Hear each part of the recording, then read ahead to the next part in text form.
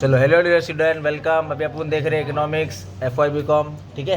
अच्छा, एक और चीज़, प्लेलिस्ट बना दिया है, पेपर भी अपलोड कर दिया है, 4-4, 5-5, 6-6 मिनट में सब अपलोड कर दिया है। 12 आंसर दिया है इंपॉर्टेंट, 12 आंसर में 8 आंसर का लिख के आने का आपको, ठीक है। चलो अपन नेक्स्ट आंसर करते हैं। Laws of return to scale. अभी ये कैसा है ना, laws of return to scale मतलब कंपनी का है ना, लॉन्ग रन में काम में आता है। कब काम में आता है कंपनी के? Long run. और क्यों करती है laws of return to scale? Production को लेके बनाती है कि उसका प्रोडक्शन को लेके कुछ कैलकुलेशन है ना। तो दो चीज़ मालूम पड़ी, law of scale, return to scale company long run में बनाती है, प्लस कौन से डिपार्टमेंट को काम में आता है? ये प्रोडक्शन के डिपार्टमेंट में काम में आता है, ठीक है। अभी कैसा है देखो, अपन क्या बोलते हैं, laws of return scale refer to the degree by which output changes from given quantity. मतलब है ना, आप है ना कुछ क्वांटिटी या कुछ कंजम्पशन या कुछ तो भी डाल रहे हो प्रोडक्शन में, और आपको है ना कुछ तो भी आ रहा है। जैसे फॉर एग्जांपल आपने ना क्या किया है, प्रोडक्शन हाउस कर रहे, कुछ बना रहे अपन, ठीक है। तो कुछ अपन इनपुट कर रहे हैं, तो जो अपन इनपुट कर रहे हैं ना, तो बदले में जो आउटपुट आ रहा है ना, वो चेंजेस है।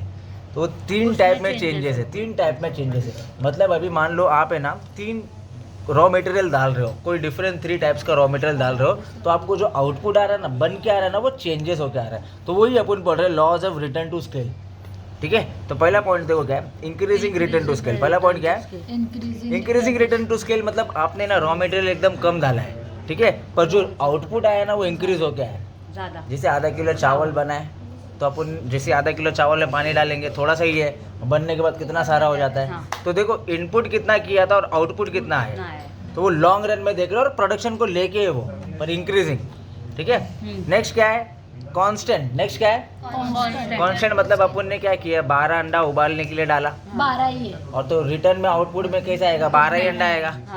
बराबर है।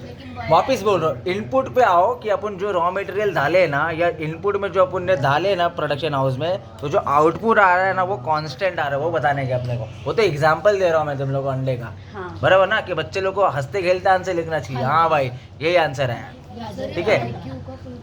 आ रहा हूँ। उसके बाद डिक्रीजिंग रिटर्न टू स्केल है। डिक्रीजिंग रिटर्न टू स्केल मतलब क्या है, आपने जो इनपुट किया है ना, इनपुट बराबर ही डाला है, पर जो आउटपुट आया है ना, आपका आउटपुट कम है।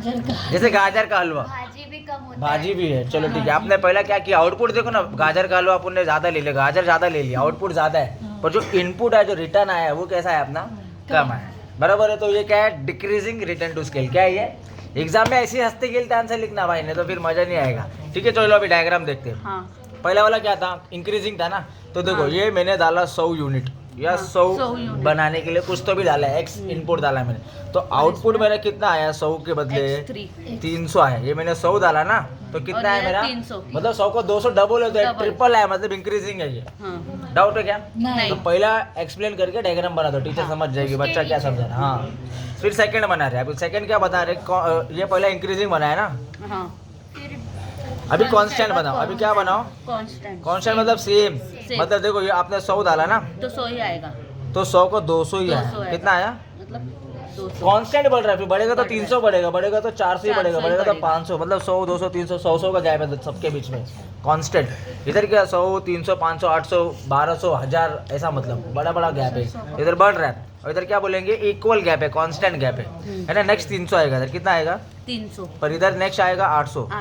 तो गैप देख रहे, ये इंक्रीजिंग में जा रहा है, और ये कांस्टेंट में जा रहा है। अब ये डिक्रीजिंग में जाएगा, कि आपने क्या किया है, एक्स आपका है 100, स्टार्टिंग कितना है आपका 100, तो आना चाहिए था 200, 300, 500, पर कितना आया, 150 आया।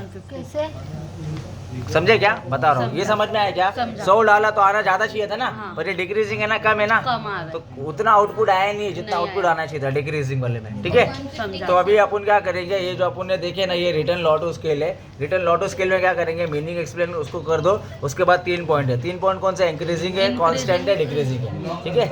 और ये लॉन्ग रन वाला मैंने आपको पढ़ा है, ठीक है, लॉन्ग रन, तो ध्यान देना इस पर। चलो thank you so much, all the best.